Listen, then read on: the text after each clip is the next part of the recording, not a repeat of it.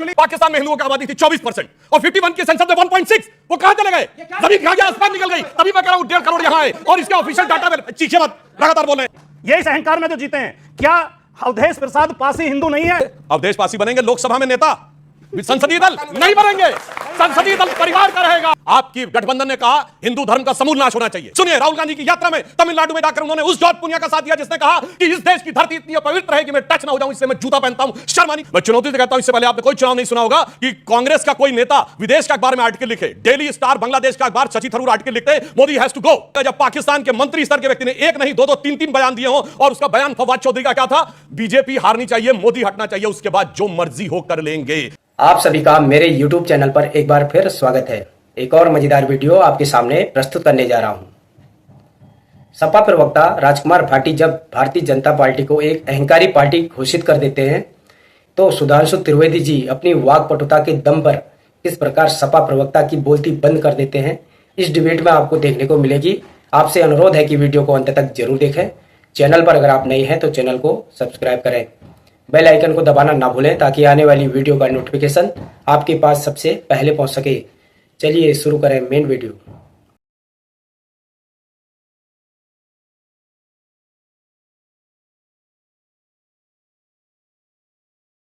यही अहंकार में जो जीते हैं। क्या अवधेश प्रसाद पासी हिंदू नहीं है जो चुनाव जीते हैं? क्या समाजवादी पार्टी के अध्यक्ष अखिलेश यादव हिंदू नहीं है? क्या आप हिंदू धर्म की नई परिभाषा करना चाहते हैं? क्या हम सारे हिंदू शास्त्रों को फेंक दें और बीजेपी का घोषणा पत्र पढ़े? जो बीजेपी कहेगी वो हिंदुत्व है, पहली बात। दूसरी बात, ये जो कह रहे हैं ये केवल अयोध्या नहीं आ रहे हैं, ये केवल अयोध्या नहीं आ रहे हैं, इन्हें समीक्षा करनी चाहिए। ये अयोध्या के साथ चित्रकूट भी आ रहे हैं, ये सीतापुर भी आ रहे हैं, ये बस्ती भी आ रहे हैं, ये सुल्तानपुर भी आ रहे हैं, ये प्रयागराज भी आ रहे हैं, ये जो है रामटेक भी आ रहे हैं। अब इनको जवाब दे दूं जी। देखिए, पहली बात तो इस ढंग के, देखिए ये कितने महान व्यक्ति हैं कि इन्होंने ये कहा कि हम लोगों ने सिर्फ इसलिए कहा, नहीं, आपकी गठबंधन ने कहा हिंदू धर्म का समूल नाश होना चाहिए, इरेडिकेशन ऑफ सनातन धर्म कहा। सुनिए, ये डीएमके ने कहा और आपके इंडी गठबंधन में शामिल थे। और सुनिए, आपकी पार्टी के लोगों ने रामचरितमानस फाड़ी। सुनिए, सतीश जारकिहोली कर्नाटक का पीडब्ल्यूडी मिनिस्टर जो कार्यकारी अध्यक्ष था, उसने कहा हिंदू शब्द गंदा है। राहुल गांधी ने कहा हिंदू धर्म में जो शक्ति है मुझे उससे लड़ना है। सुनिए, राहुल गांधी की यात्रा में तमिलनाडु में जाकर उन्होंने उस जॉर्ज पुनिया का साथ दिया जिसने कहा कि इस देश की धरती इतनी पवित्र है कि मैं टच ना हो जाऊं, इसलिए मैं जूता पहनता हूं, शर्मानी चाहिए। इसके बाद हमने जाके कहा ऐसा नहीं कि केवल एक आपने कहा हिंदू धर्म की बात। और सोचिए कितने बड़े भक्त हैं कि पढ़ना पड़ रहा है कि अयोध्या में यह था, प्रयाग में यह था, चित्रकूट में यह था, नासिक में यह था। यह दर्शाते हैं जो आके हमें ज्ञान दे रहे हैं। कुछ शर्म आया है? और सुनिए, दूसरी बात इन्होंने कहा पीडीए की बात। तो मैं कहता हूं अवधेश पासी जी ने जीता है और अयोध्या की जीत इनके लिए बहुत बड़ी जीत है और हमारे लिए निश्चित रूप से बहुत खटकने वाली जीत है।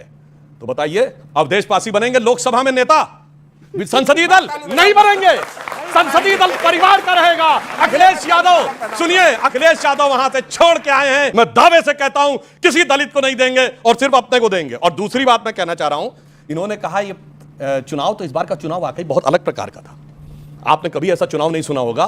कोई चुनाव बता दीजिएगा जिसमें विदेश में बैठे हुए किसी धन कुबेर ने कहा हो, जॉर्ज सोरेस ने, कि मैंने $1 बिलियन रखा है मोदी की सरकार हटाने के लिए। मैं चुनौती से कहता हूं, इससे पहले आपने कोई चुनाव नहीं सुना होगा कि कांग्रेस का कोई नेता विदेश के अखबार में आर्टिकल लिखे। डेली स्टार बांग्लादेश का अखबार शशि थरूर आर्टिकल लिखते मोदी हैज टू गो। कोई ऐसा उदाहरण बताइएगा, कोई ऐसा उदाहरण बताइएगा जब पाकिस्तान के मंत्री स्तर के व्यक्ति ने एक नहीं दो 3 बयान दिए हो और उसका बयान फवाद चौधरी का क्या था? बीजेपी हारनी चाहिए, मोदी हटना चाहिए, उसके बाद जो मर्जी हो कर लेंगे।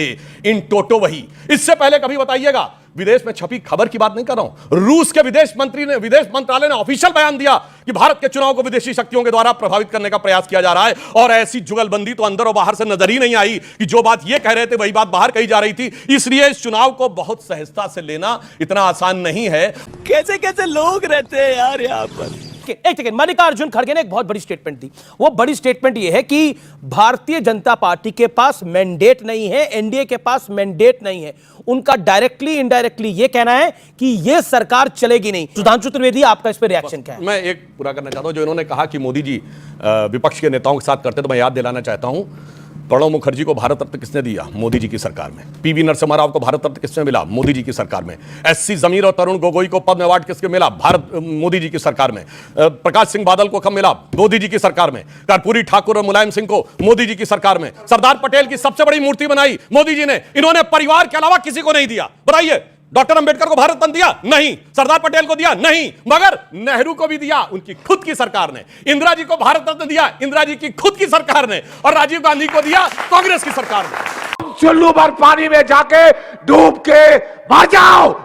ओके, मैं सिर्फ खड़गे जी के प्रति सहानुभूति व्यक्त करते हुए कहना चाहता हूं कि उनके कांग्रेस अध्यक्ष रहते हुए 99 सीटें आई हैं, परंतु इंडी गठबंधन वाला कोई रत्ती भर का श्रेय उनको नहीं दे रहा है। एक ऐसे व्यक्ति को श्रेय दे रहा है ना जो अध्यक्ष है, ना उपाध्यक्ष है, ना महासचिव है। आम आदमी पार्टी ने बयान दे दिया कि उसका गठबंधन सिर्फ लोकसभा चुनाव तक था, दिल्ली में खत्म। ये खड़गे जी को क्यों लग रहा है सरकार गिरेगी? अरे भैया, पहले अपना तो देख ले, उनका तो गिरना शुरू हो गया। जी जी जी, और वो ख्वाबों ख्यालों में। देखा आपने लापरवाही का नतीजा है। हमें इलेक्टोरल बॉन्ड मिले 6,000 करोड़ के। ये कांग्रेस को 2,000 करोड़ किसके लिए मिले? आप गलत जवाब नहीं, गलत नहीं, सही जवाब दे रहा हूं। आप वो कोर्ट में गए इलेक्टोरल बॉन्ड के खिलाफ, गलत योजना थी, बेईमानी भरी योजना थी कि कोई ये वो कहे घोटाले भरी चीटिंग हो योजना रही थी, है और और उसे मैं आप नंबर भी लेकर लेता जा रहा हूं उस चीटिंग के साथ। No, no. इसलिए सुनिए, नो क्या आप वो कोर्ट में गए और आपने चिल्ला कहा इलेक्टोरल बॉन्ड गलत है, और मैं लेता भी चला जा रहा हूं खटाखट 2,000 करोड़ रुपए के साथ और 3 राज्यों में सरकार, और इनको 2,000 करोड़ न्यौछावर होकर मिल रहा था। जो तृणमूल कांग्रेस को 1,600 करोड़ न्यौछावर होकर मिल रहा था, डीएमके को 800-850 करोड़ न्यौछावर होकर मिल रहा था। बेटा, आपको पता है जब नेहरू जी प्रधानमंत्री बने तो क्या वायलेंस हुई थी? 15 से 20 लाख लोग मारे गए थे और 1.5 से 2.25 करोड़ लोग बेघर बार होकर इधर से उधर आए थे। पाकिस्तान में हिंदुओं की आबादी थी 24% और 51 की सेंसस में 1.6। वो कहां चले गए? जमीन खा गया, आसमान निकल गई। तभी मैं कह रहा हूं 1.5 करोड़ यहां आए और इसके ऑफिशियल डाटा में। चीखे मत, लगातार बोल रहे हैं। चुप है। चलो, अब तो चुनाव खत्म हो गया। आपने कहा था ना जैसे चुनाव खत्म हो जाएगा 8,500 देंगे, खटाखट। तो कैसी लगी आज की वीडियो? कमेंट करके जरूर बताएं। मिलते हैं अगली वीडियो में, तब तक जय श्री राम।